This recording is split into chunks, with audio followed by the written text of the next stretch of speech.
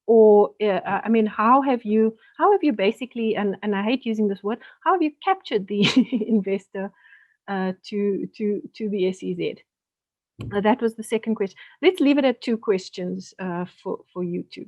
Thank you. Kashifa, would you like to go first? Okay, thanks. Yeah, I'm gonna try and answer your questions, but also I think answer some of the questions that Neva posed when she answered you. So it's important to understand in the Saldanha IDZ, our energy footprint is quite low because the scale of our manufacturing is it's not that heavy industrial manufacturing level yet. So we have been lucky up to now to not experience load shedding and the downstream effects of that in the zone. But I will say that we've actually in 2020 was going to be the start of our new 5-year strategic plan. And the board and management, and in consultation with a lot of stakeholders, and also looking at, you know, the long-term trends in our economy and the region and the opportunities and the challenges there, we've decided to take a more activist role in 2 areas. One is in energy resilience and energy security going forward, because we were working with the municipality and Eskom, you know, and keeping them informed of our long-term planning, you know, as the zone takes off and as new tenants come in, what to expect and when to expect it. But we've decided to take a more, and I think we've also, the changes at the regulatory environment with IPPs is also a good signal to us that, you know, there are things that we can do now and lead in versus waiting for others to implement and take hold of opportunities. The other area that we've taken an activist role in is in the marine infrastructure, which is the space of Transnet and the Transnet National Ports Authority in South Africa. And for us, being in the maritime space, marine infrastructure is as important as electricity, as water, as sanitation, as roads. So the provision of quality utilities for us is in the same frame of marine infrastructure. And in a way of trying to answer your second question of the incentives and the capturing, that is part of the value proposition. That is how we market ourselves, and we do and attract investment. It's because the environment that you're coming into the zone, into the Saldanha Bay IDZ, is designed to respond to the business needs of those in the energy and the maritime space. So from the infrastructure side, it's having all of those utilities in place and ensuring the provision and certainty and the quality of that for the long haul. But then the other side is the question then of, you know, the World Bank calls it the ease of doing business, but it's that, and I have mentioned the free port, but the free port is one element of that whole regulatory environment. So that, if you can say, is part of our incentive offering, part of our incentives that we offer. But it goes across from the customs environment to the utilities, to the fact that, you know, we, like I said before, access to labor and access to labor, that productive labor. So one of the things that we've done is we've entered into zone labor charters with trade unions. We've signed one already with COSATU. We are negotiating a few others with some of the other federations. But that's part of the incentive package. So as much as previously, and I think around the world, the default approach is the financial incentives, we look at it holistically from that perspective. And if I can add something to Neva's question about what you posed really, is about how do we grow manufacturing?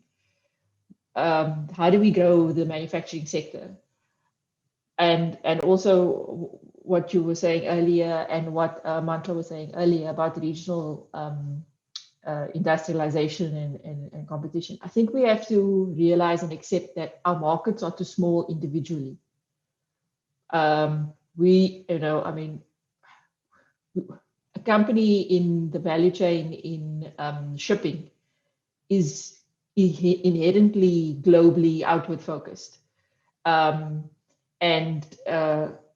So companies that come into the IDZ aren't thinking of serving South African customers only. They're thinking of their global customers, and they're definitely thinking about their African customers and the need for African products, African services to meet the demand that is there despite COVID.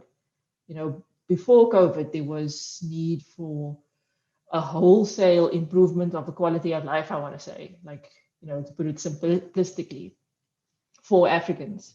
And manufacturing is part of a very resilient sector, as Niva has indicated, that is going to help solve those problems and also help make sure that our companies across the continent are resilient and sustainable and competitive.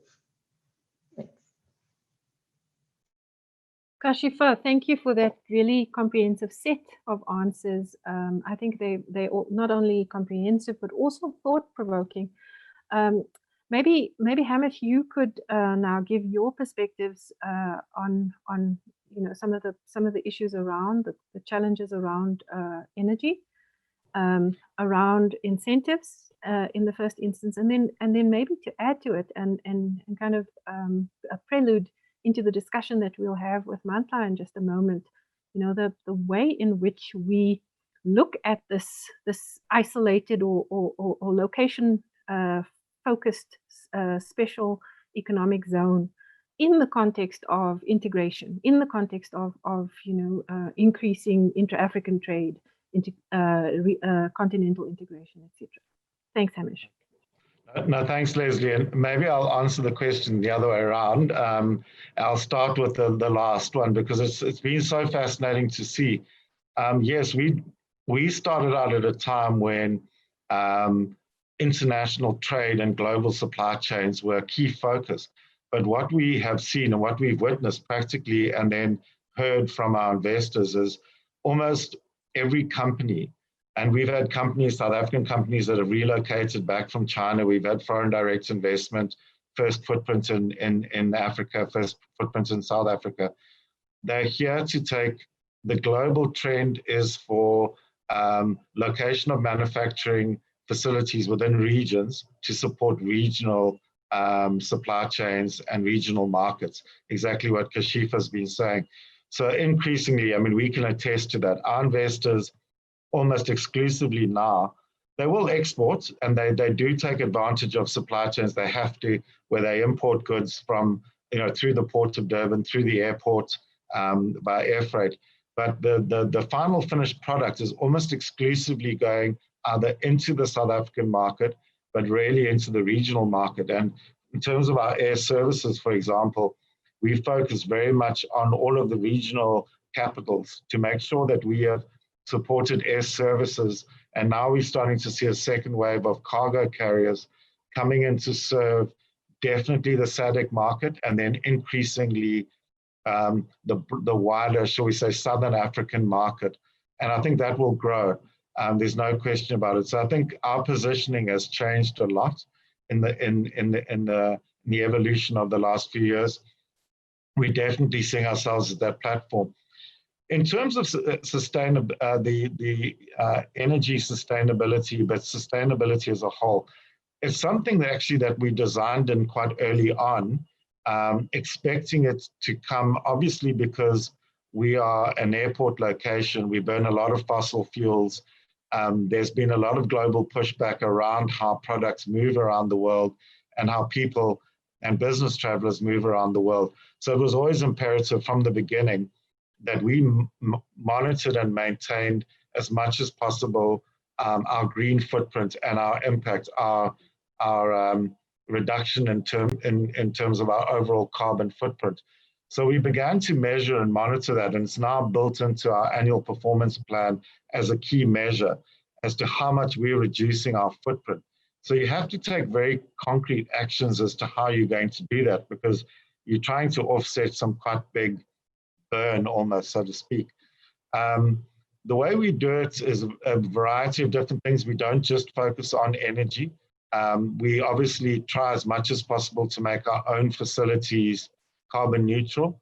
We almost all of our buildings, certainly our big industrial buildings, so our trade house building in our agri zone, we're achieving, like for a building level, sometimes during the day, 100% solar usage, so we wouldn't be drawing anything off the grid.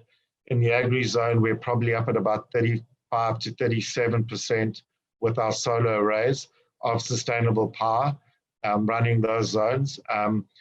Of our water in the agri zone, 95% to 100% on certain months is rainwater reharvested, reverse osmosis, and brought back into the system. So we're not drawing off municipal potable supply.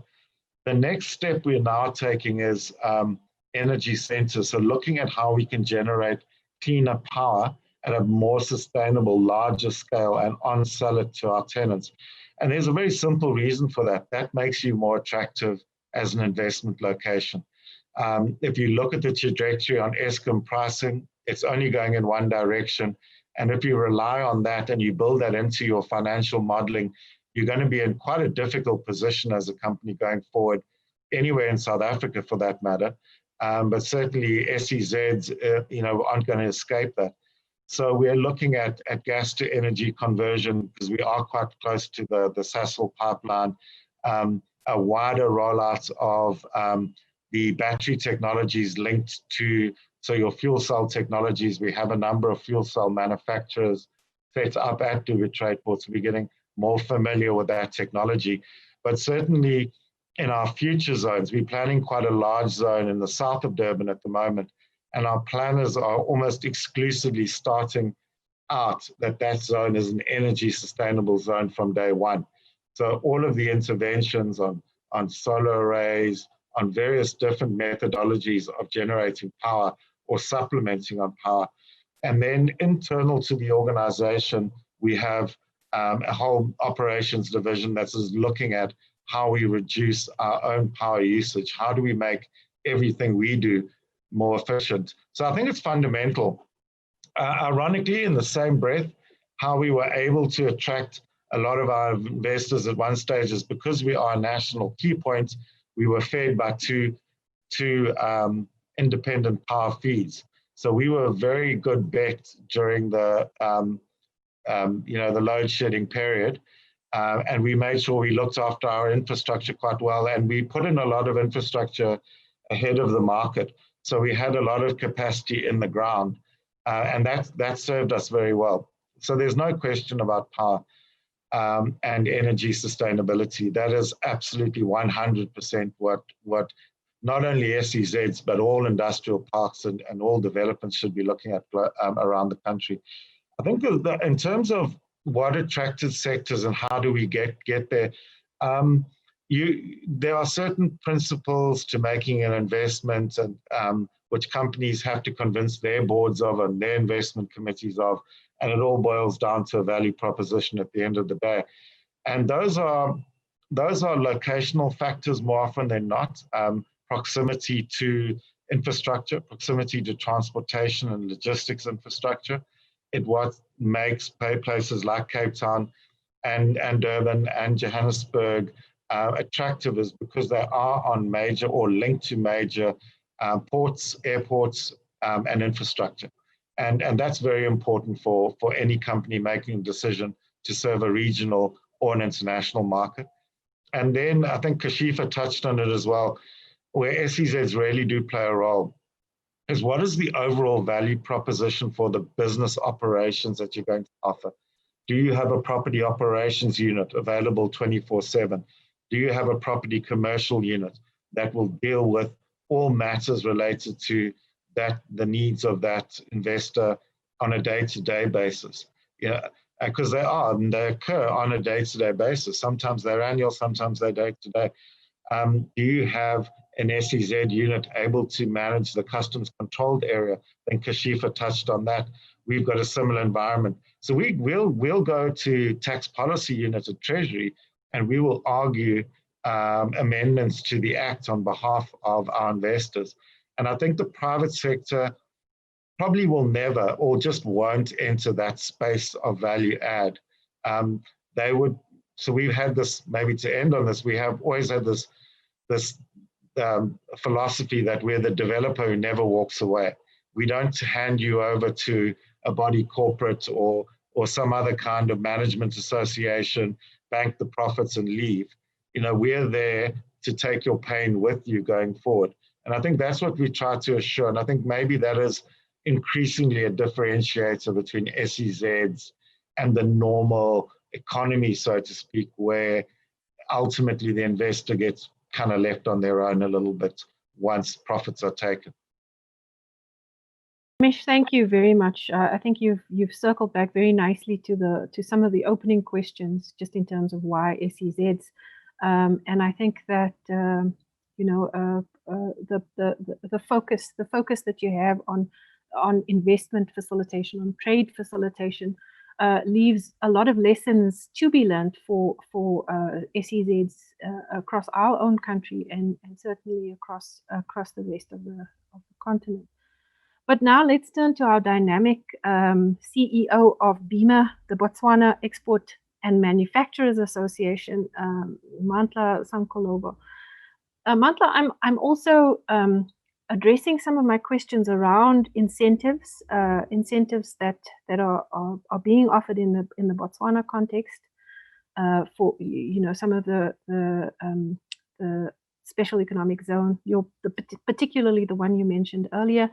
And then I think in addition, Botswana has always been a very independent, despite its small size, it's been a very independent country.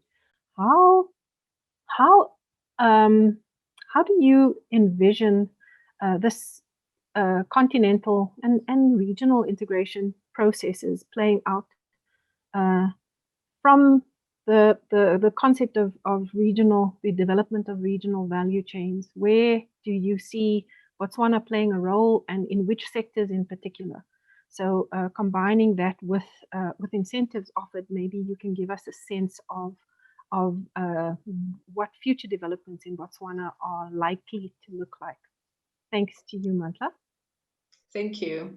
I think as Botswana, as you may be aware, we are an infant, industrialized country. We're still working on joining the giants such as South Africa to see if we can also, grow in that aspect. But we still are working on a lot of issues around trade facilitation, of course, to ensure that not only within the special economic zones, which of course there's a lot of benefits around being within the special economic zones, but we cannot ignore the fact that there's still need for even the broader community, even outside the special economic zones, to also enjoy certain benefits or in terms of trade facilitation, to allow them to also participate at regional level.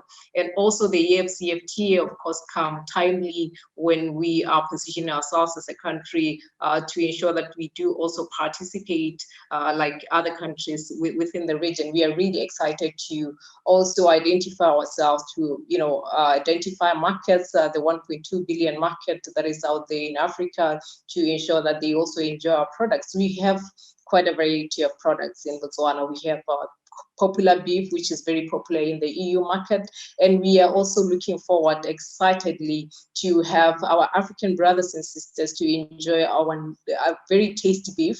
We do also have, small segments of the textile industry where we have been exporting, of course, across the region. We do have the canvas products. We do have our leather products, which we are also have in our special economic zones, to ensure that they also get the special, benefits and treatment which comes along with being in the CES. However, we do believe that as a country, the CES are supposed to, ideally, They are supposed to build towards regional integration. We are supposed to identify ourselves within the value chain that comes along with it, so that we, as not so endowed in other aspects in terms of industrialization, in terms of maybe agriculture, for example, we should be in a position of freely at liberty to be able to work with the likes of Kenya, who are of course endowed in such aspect. We should be in a position to create a value chain even from that particular country. We don't have to have certain resources for us to have a strong industry within our says. And also we may not have a car manufacturing plant. We know South Africa is popular with that. We know Namibia is popular with that, but we can provide car parts. We can actually establish, which of course is one of our priority sectors, the automotive industry. We can have our car lines coming from Botswana. We do have our leather, of course, which is very beautiful, which of course other countries can benefit from that. So in terms of creating value chains, I think we are sitting nicely as a country to position ourselves to ensure that we do identify ourselves, in terms of regional integration, and also in terms of facilitating regional production. We do believe that this aspect of the sales should be able to contribute positively towards the bigger basket of the region. Remember that we are not only producing for ourselves, but we also have other international markets, of course, that we are targeting, because sometimes, in most cases, it's a game of numbers. Let's take AGOA, for example. AGOA, when you want to export to AGOA, you literally have to be having enough capacity to produce for such a huge market. And if the ideal Africa was to work together to ensure that Lesotho can produce this much, South Africa can produce this much, Botswana can produce this much, that way we'll be able to supply such high demands that are presented by the bigger markets. And also in terms of excellent platforms for boosting intra-African trade. We've heard recently the construction of the Kazungula Bridge, and this is an effort of a few countries, 3 different countries. That on its own is an effort for such regional integration that, of course, would play out for the countries participating in that aspect. So we truly believe that we are positioning ourselves. Of course, we may be a small market right now, but we are looking at Africa as our market. We are looking beyond Africa as our market. We don't call ourselves landlocked anymore. We call ourselves land-linked, because we truly believe that the utilization of the land that we have will actually breed into a lot more sustainable developments in the future. Mantla, that was truly an inspirational view, and I do hope to see that come to fruition. Thank you very much for that. Ladies and gentlemen, I'd like to thank all of the participants for the questions that you've posed on the chat function. I'm going to give you a couple of minutes to finalize these questions. We will get to them in a moment, but what I'm planning to do is give each of our panelists 2 minutes, just in terms of closing, closing thoughts, and particularly looking at the context of SEZs and what they imagine are the major requirements that we should take on board in order to position ourselves for this coming reindustrialization process, this continental integration process. I'm going to do this in reverse order now, since Mantla has a warmed voice from her last answer. Maybe we can do it. We can ask her for a last 2-minute input, and then we'll go on from there. Thank you, Mantla. Okay, thank you so much. I think first of all, for the CES to work, there has to be a good reason why it started. Could it be for political or economical considerations? So it's very important that as countries, as we get into this, we have it for good reasons. Remember, if this for political mileage, of course, it's going to be short-lived, it's not going to work. So it's very important that we do it for the right reasons, and also have a very reasonable or strong business case as a country too, so that you really remain focused. And also, you know, a lot of private sector participation.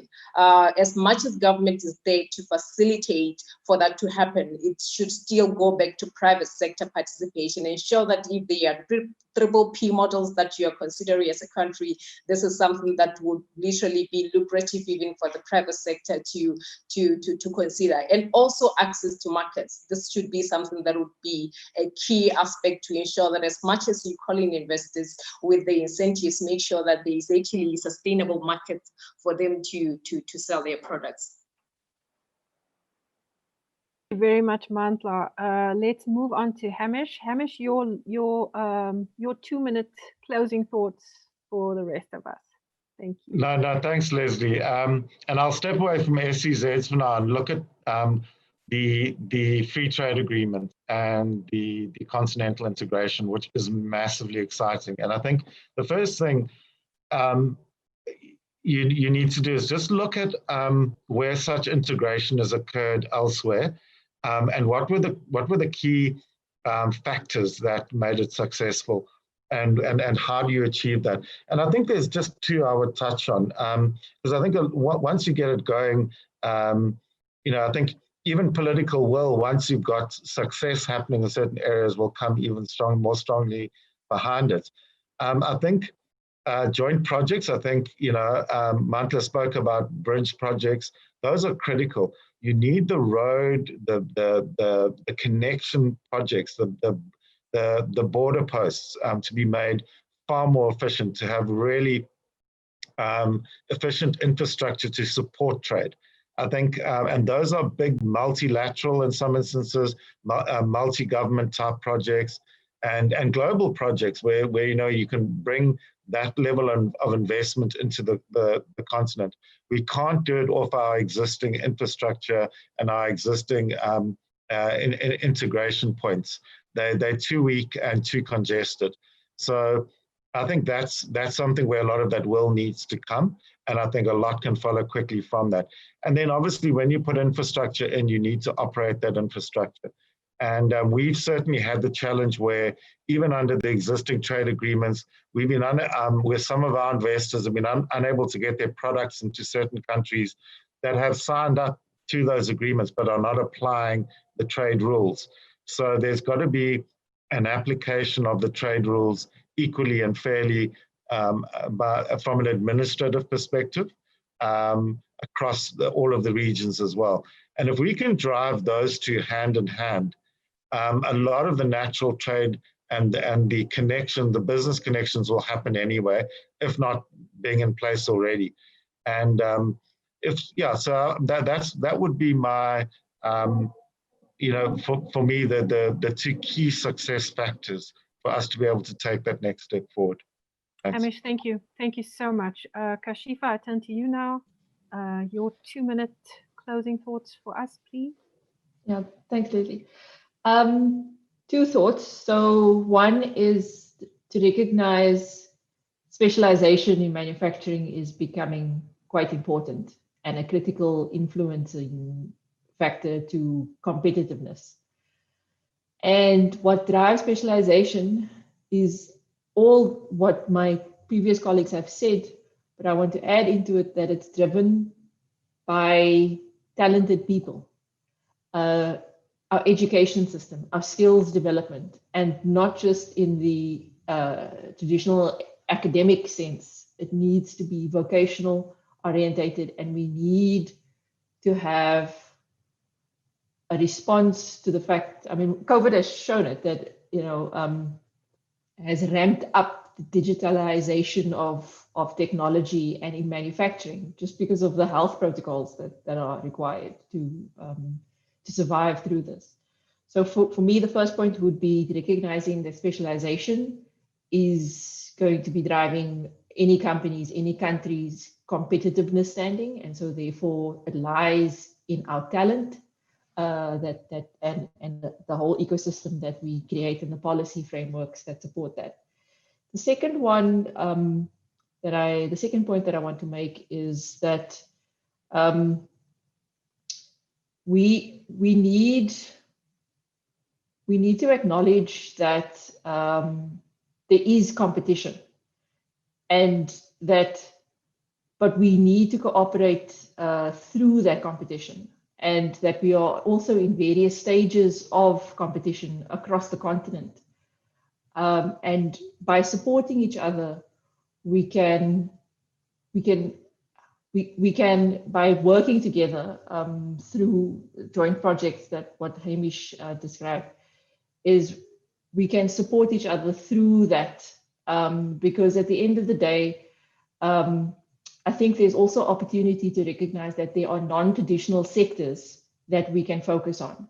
So manufacturing is often linked to consumerism and, you know, producing products, but there's a whole recycling economy. There's a whole remanufacturing and repurposing of materials and goods that is dormant in Africa. So if Africa wants to position itself as a leading continent, it's not only to provide the goods and services that consumers would need, but also to think of the afterlife of those goods and services. And I think that there is an opportunity for different countries to play different roles in that other sectors of the non-traditional economy. Thanks. Kashifa, thank you so much for those points. Our last word on this goes to Neva Magitla. You have 2.5 minutes. Thanks. So I firstly just want to say, I think what's extraordinary when you listen to this is the extent to which people locally are finding solutions where we're not finding them nationally, but also how we need to, you know, you could hear it in the electricity story, you know, and in the regulatory story, that we're not fixing some of these big national systemic and structural problems, but people are finding solutions on the ground. And that's extraordinarily encouraging. I do wish we had better communication around some of these things, so we learn better also at the national level.